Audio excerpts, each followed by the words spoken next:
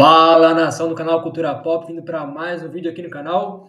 E hoje mais uma parceria aí com o Lucas do canal Castilho Tunes para comentar sobre uma franquia que nós dois gostamos muito, que é a saga De Volta para o Futuro, um clássico dos anos 80 e que se concretizou ali no início dos anos 90. Então, se apresente aí o nosso convidado de hoje.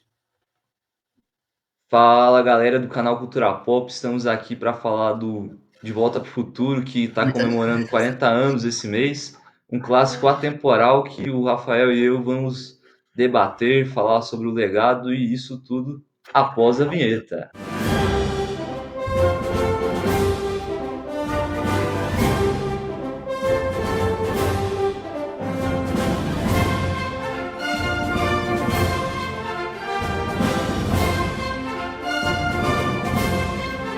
Primeiro, De Volta para o Futuro, acho que é um dos maiores clássicos aí dos anos 80, né? Ela se lançou bem no meio da década ali, e pode-se dizer que o conceito de viagem no tempo, quem introduziu nos cinemas foi esse filme, né? O que a gente viu futuramente, por exemplo, até em quadrinhos ali, quando a gente vê aquelas tramas do Flash lá, voltando no tempo, ou em Vingadores, quando ele volta no tempo, tudo bebe da fonte desse filme, né?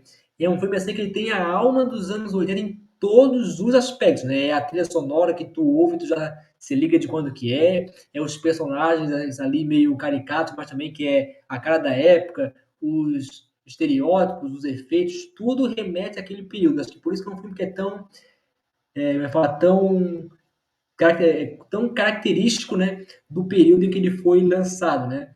É uma história que ela funciona tão bem porque ela é uma coisa que o primeiro, o segundo e o terceiro se livram de uma forma perfeita, né? Porque se fosse só um filme, assim, pô, poderia ter explorado mais do conceito, mas daí no filme seguinte eles exploram justamente o que eles ficaram devendo no anterior. E daí no terceiro eles vão lá e exploram ainda mais um pouquinho. Então é como se os três filmes fossem bem dizer, um filme só de 6 horas, né? O filme, eles são perfeitamente conectados, bem dizer, um se inicia do final é do outro, que tu mal percebe que tu tá vendo uma sequência. Tu poderia juntar os três filmes e o povo assistiria como se fosse uma coisa só, sem nem perceber a mudança.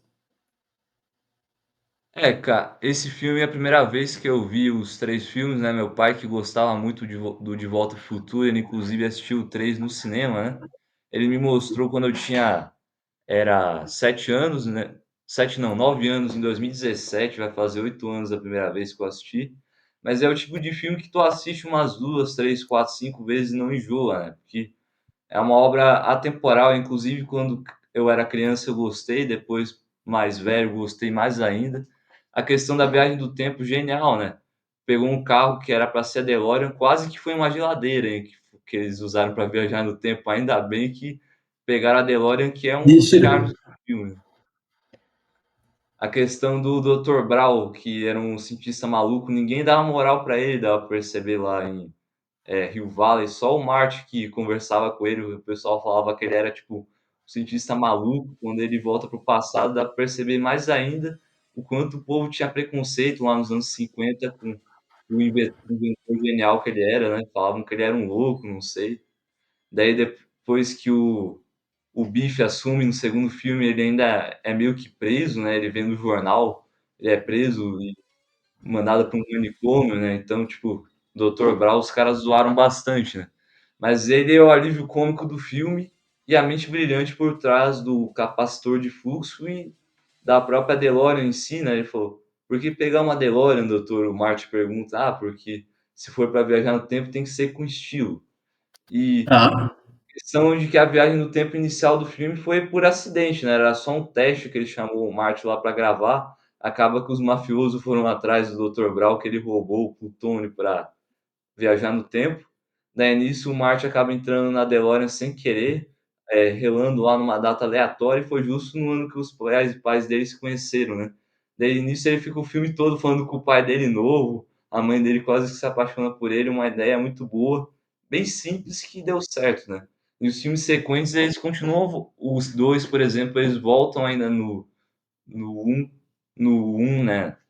Na questão de que eles voltam para 1950 de novo, que acabou meio que aquele ano que o Martin voltou foi um ano meio chave para a franquia em si. E o 3 eu acho que é o filme mais diferente da saga, né, porque eles vão lá para o Velho Oeste, daí tem até o trem do futuro, se não bastasse a DeLorean, agora tem o trem, máquina do tempo. O Dr. Brown, que era um cara solitário, consegue achar uma mulher tão nerd quanto ele, né, que é a Clara, né, e o Marty com a Jennifer normal. E, cara, a história em si, os 3 filmes, eles têm uma boa ligação, o 3 é o mais diferenciado, a maioria não gosta, mas eu até gosto mais ainda por ter faroeste. E o 2 eles vão para 2015, né, não aconteceu quase nada do que eles falaram, só videoconferência, carro voador. Eu lembro que eu cheguei a ver no Fantástico em 2015. Até hoje eu ainda me lembro de quando os caras do jornal colocaram nesse filme assim, ó, quais previsões que deram certo? Carro voador, cidade futurista, é, skate que voa, praticamente nada ali era verdade, né?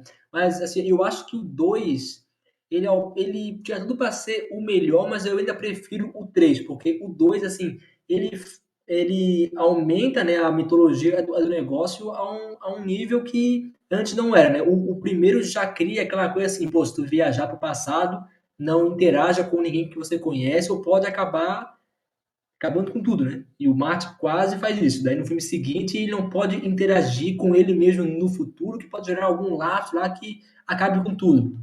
E também mostra, né, no caso do bicho lá, assim, ó, como que tu estar no futuro pode te dar um monte de vantagem. Ele vai lá, pega aquele livro do esporte e fica bilionário, fica virador lá do mundo, bem dizer, né? Então explora um monte de conceito bacana, assim, se você tivesse o poder de avançar no tempo, como você poderia tirar algum proveito disso, né? Só que eu acho que o finalzinho dele fica meio paia, porque eles, bem dizer, da meia hora final em diante, eles só repetem tudo do filme 1, né? Eles voltam tudo lá no mesmo baile de novo, de novo. Daí eu acho que dá uma quebrada. O terceiro, para mim, ele é perfeito porque ele volta ainda mais no tempo. Ele faz meio que um choque assim de tempo, né? Porque é a DeLorean naquele velho oeste todo, né? E nunca se veria isso aí em outro filme, né? E o massa é que eles trazem sempre os mesmos atores em vários papéis diferentes e sempre fica massa, né? O Marty McFly faz ele mesmo adolescente, ele adulto, ele criança, ele no Velho Oeste, ele no futuro. Os caras são versáteis mesmo. O Biff, mesma coisa, fez ele velho bilionário, fez ele adolescente, fez ele bandido Velho Oeste. Então tu vê que os atores são muito bons realmente, né? E quem está por trás dessa trilogia, né, para mim é o maior personagem da história do cinema, que é o Steven Spielberg, né? Teve por trás do Jurassic Park, teve por trás do Tubarão, do ET, e aqui ele fez um dos trabalhos supremos dele, junto com o Robert Zemeckis, aí, que é o diretor dos 3 filmes, que também dirigiu o Forrest Gump, onde ele ganhou o Oscar, né? Então realmente é um pessoal competente assim na última estirpe para fazer essa trilogia, que eu acho que em questão assim, de regularidade, tu pode pegar os 3 filmes, pode dizer que os 3 são bons, não tem um ali que tu vê assim tá muito abaixo dos outros. São 3 filmes ali, um 9 para cima, ou todos 10, que são realmente uns filmes extremamente bons assim, e que se fecham muito bem, né? É realmente uma obra que envelheceu bem, né, porque tem uns filmes que você vê antigo que, por exemplo, esse Tubarão aí, hoje em dia é meio tosco, né, mas o Spielberg consegue fazer uns filmes com efeitos especiais que merecem bem. O ET, por exemplo, até hoje, pô, cola aquele ET pra mim. O Jurassic Park, por exemplo, os dinossauros muito realista, cara. E o De Volta para o Futuro, comparado a esses, quase nem teve efeito especial, né? Teve uns efeitos ali, acolá, tubarão 3D, o skate voador do Marte. Só a Jennifer que mudou, né, dos atores principais. Inclusive foi a namorada do Daniel LaRusso que fez a segunda versão, né, no segundo filme e no terceiro. E, cara, uma famosa trilogia perfeita, né? Tem duas trilogias que eu acho que são muito boas, que é essa aí e a do Star Wars, né? Indiana A Jones. clássica. Indiana Indiana Jones, Jones, o 2 é meio zoado, mas o um e o 3 são muito bons. é assim que eu O acho 2 que meio que ele fica quando meio dark. Quando se compara assim, ó, eu acho, se comparar as 3, Se for pegar Star Wars, eu acho que é a melhor das três, né? Que para mim é outro patamar de filme.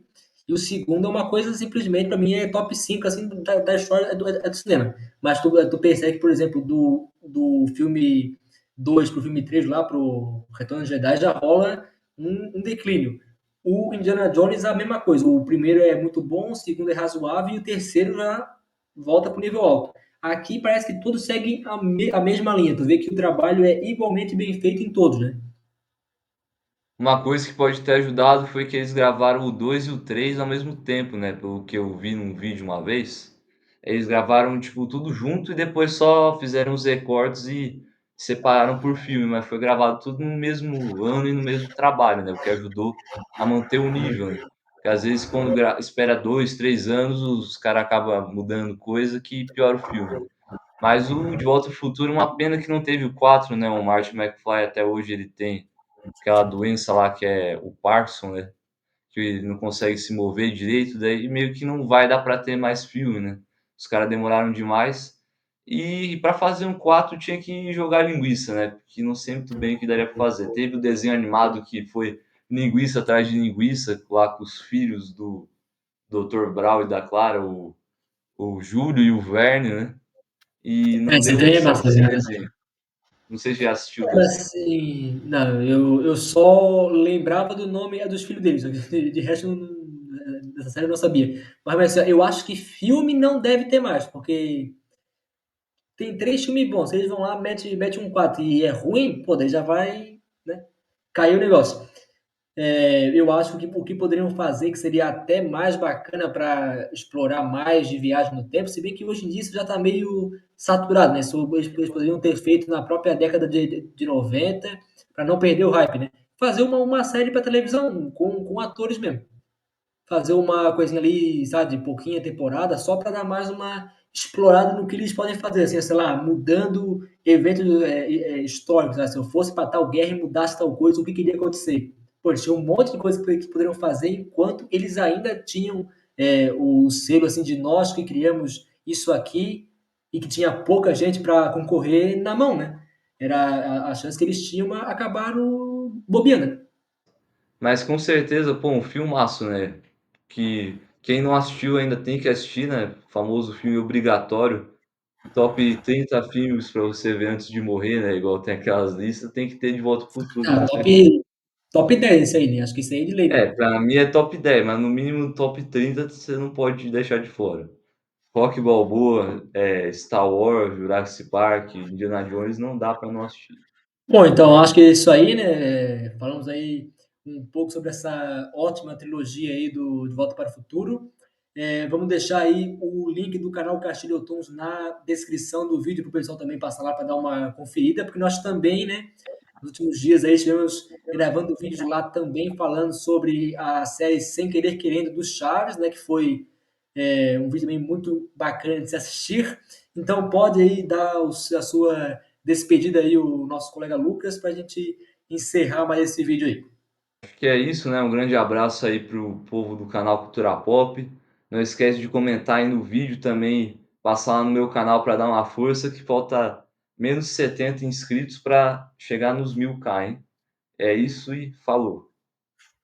Valeu, gente. Até o próximo vídeo.